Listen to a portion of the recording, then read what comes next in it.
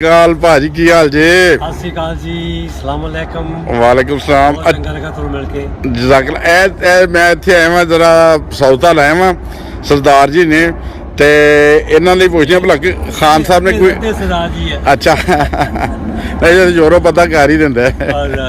ਅੱਛਾ ਸਰਦਾਰ ਜੀ ਮੈਨੂੰ ਇਹ ਦੱਸੋ, ਇਮਰਾਨ ਖਾਨ ਦੇ ਬਾਰੇ ਵਿੱਚ ਬਹੁਤ ਸਾਰੀ ਜਨਤਾ ਕਹਿੰਦੀ ਬਹੁਤ ਨਾਈਸ ਆਦਮੀ ਹੈ ਨਾ, ਤੇ ਕੀ ਤੁਹਾਡੇ ਲਈ ਉਹਨੇ ਕੋਈ ਭਲਾ ਕੀਤਾ? ਇਮਰਾਨ ਹੀ ਇਜ਼ ਅ ਗ੍ਰੇਟ ਮੈਨ ਤੇ ਉਹ ਸਭ ਤੋਂ ਵੱਡੀ ਗੱਲ ਉਹਨੇ ਕੀਤੀ ਆ, ਉਹ ਸਾਡਾ ਜਿਹੜਾ ਇੰਡੀਅਨ ਕ੍ਰਿਕਟ ਸਿੱਧੂ ਆ ਉਹਦਾ ਫਰੈਂਡ ਵੀ ਸੀਗਾ। ਹਾਂ, ਇਹਨਾਂ ਨੇ ਜਿਹੜਾ ਰਾਹ ਖੋਲ੍ਹ ਦਿੱਤਾ ਸਾਡਾ ਗੁਰਦੁਆਰਾ 75 ਸਾਲਾਂ ਤੋਂ ਬਾਅਦ। ਇਹ ਨੇਕ ਕੰਮ ਪਹਿਲਾਂ ਕਿਸੇ ਹੋਰ ਕੋਲੋਂ ਹੋਇਆ ਨਹੀਂ।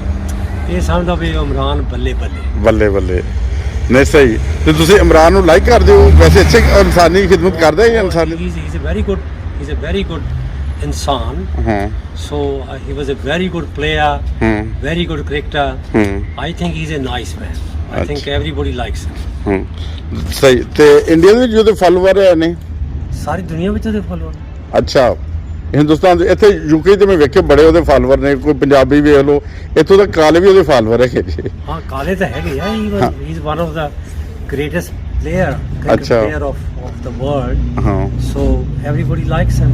I don't have nothing against him. ਸਹੀ। He's a great man. ਅੱਛਾ, ਤੁਸੀਂ ਉਹਨੂੰ ਪਸੰਦ ਕਰਦੇ? ਤੁਹਾਡੀ ਵੀ ਰਾਹਦਾਰੀ ਦਾ ਦੇਖੋ, ਉਹ ਜੈਸਾ ਸਾਡੇ ਲਈ ਇਬਾਦਤ ਕਰਨ ਲਈ ਅਸੀਂ ਜਾਂਦੇ ਹਾਂ, ਮੱਕੇ ਮਦੀਨੇ ਜਾਂਦੇ ਹਾਂ, ਬਿਲਕੁਲ। ਤੇ ਤੁਹਾਡਾ ਮੇਰਾ ਇਬਾਦਤ ਉੱਥੇ ਕਰਨ ਜਾਂਦੇ ਹੋ ਨਾ ਜਿੱਥੇ ਉਹ ਰਾਹਦਾਰੀ ਖੁੱਲੀ। ਜਦੋਂ ਵੀ ਅਸੀਂ ਅਰਦਾਸ ਕਰਦੇ ਹਾਂ, ਅਸੀਂ ਰੱਬ ਅੱਗੇ ਅਰਦਾਸ ਕਰਦੇ ਹਾਂ ਵੀ ਜਿਹੜੇ ਸਾਰੇ ਜਿਹੜੇ ਗੁਰਦੁਆਰੇ ਆ, ਸਾਨੂੰ ਉਹਨਾਂ ਨੂੰ ਅਸੀਂ ਖੁੱਲ੍ਹ ਹੋਵੇ, ਅਸੀਂ ਜਾ ਕੇ ਉੱਥੇ ਆਪਣੀ ਮਤਲਬ ਇਬਾਦਤ ਕਰ ਸਕੀਏ।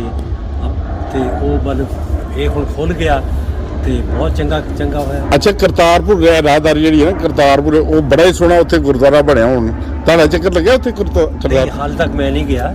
ਅੱਛਾ, ਜੋ ਕਿਤੇ ਟਾਈਮ ਲੱਗਾ ਤਾਂ ਕਦੇ ਜਾਵਾਂਗੇ ਇਨਸ਼ਾਅੱਲਾ। ਅੱਛਾ, ਬਣਨ ਤੋਂ ਪਹਿਲੇ ਮੈਂ ਉੱਥੇ ਗਿਆ ਸੀ। ਉੱਥੇ ਮਾਸ਼ਾਅੱਲਾ ਲੰਗਰ ਚੱਲ ਰਿਹਾ ਹੁੰਦਾ ਜੇ। ਲੰਗਰ ਜਿਹੜਾ ਨਾ ਉਦੋਂ ਵੀ ਚੱਲਦਾ ਸੀ ਉੱਥੇ। ਲੰਗਰ ਤਾਂ ਹਰ ਗੁਰਦੁਆਰੇ ਸਾਡੇ ਚੱਲਦਾ। ਅੱਛਾ, ਲੰਗਰ ਤਾਂ ਹਰ ਗੁਰਦੁਆਰੇ, ਕੋਈ ਵੀ ਗੁਰਦੁਆਰਾ ਲੈ ਲਓ ਜਿੱਥੇ ਪਬਲਿਕ ਹੈਗੀ ਆ, ਲੰਗਰ ਉੱਥੇ ਚੱਲਦਾ ਹੀ।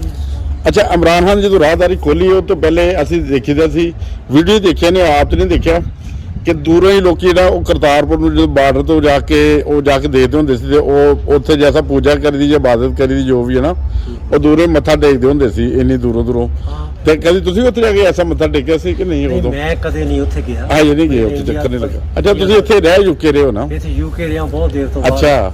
ਤੇ ਪਰ ਹਰ ਸਿੱਖ ਦੇ ਵਿੱਚ ਤਮੰਨਾ ਹੈਗੀ, ਤਮੰਨਾ ਹੁੰਦੀ ਦਿਲ 'ਚ ਵੀ ਕਿਸੇ ਦਿਨ ਮੈਂ ਜਾਵਾਂ ਉੱਥੇ ਜਾ ਕੇ ਮੱਥਾ ਟੇਕਾਂ। ਸਹੀ। ਇਹਦਾ ਗੁਰਦੁਆਰਾ। ਅੱਛਾ, ਇਹ ਤੁਹਾਡੇ ਲਈ ਬਹੁਤ ਵੱਡਾ ਕੰਮ ਹੋਇਆ ਹੈ ਕਿ ਜਿਹੜਾ ਹੁਣ ਤੁਹਾਡਾ ਆਣਾ ਜਾਣਾ ਉੱਥੇ ਲੱਗਾ ਰਹਿੰਦਾ ਤੁਹਾਡੇ ਭਰਾਵਾਂ ਦਾ। ਚਲੋ, ਬਹੁਤ ਸ਼ੁਕਰੀਆ ਸਰ। ਤੁਹਾਡਾ ਨਾਮ ਕੀ ਹੈ ਵੈਸੇ? ਮੇਰਾ ਨਾਮ ਰਵੀਰ ਸਿੰਘ ਸੰਧੂ। ਅੱਛਾ, ਰਵੀਰ ਸਿੰਘ ਸੰਧੂ। ਦੋਸਤਾਂ ਦੇ ਪੋਲੀਟੀਸ਼ੀਅਨ ਵੀ ਹੈਗੇ ਨਾ ਇਮਰਾਨ ਖਾਨ ਦੇ ਦੋਸਤ? ਨਹੀਂ ਇਮਰਾਨ ਖਾਨ ਦੇ ਦੋਸਤ ਹੀ ਸੰਧੂ ਹੈਗੇ ਨਾ? ਉਹ ਸਿੱਧੂ ਹੈ। ਅੱਛਾ ਮੁਖਤਲਿਫ ਹੋਏ। ਅੱਛਾ ਥੋੜਾ ਜਿਹਾ ਭੈਣ ਭਰਾ ਹੀ ਹੋ ਗਏ। ਸੰਧੂ ਸੀ ਗੁਰੂ ਨਾਨਕ ਦੇਵ ਸੀ ਨਾ। ਹਾਂ, ਉਹਦੇ ਨਾਲ ਜਿਹੜਾ ਭਾਈ ਇੱਕ ਮਰਦਾਨਾ ਸੀ ਤੇ ਇੱਕ ਬਾਲਾ ਸੰਧੂ ਸੀ। ਅੱਛਾ, Sandhu is a very old god. ਸਹੀ। ਬਹੁਤ ਸ਼ੁਕਰੀਆ। ਸਤਿ ਸ਼੍ਰੀ ਅਕਾਲ ਜੀ, ਤੁਹਾਡੇ ਨਾਲ ਮਿਲ ਕੇ ਬਹੁਤ ਖੁਸ਼ੀ ਹੋਈ ਹੈ। ਬਹੁਤ ਸ਼ੁਕਰੀਆ ਸਰ। ਵਾਲੇਕੁਮ।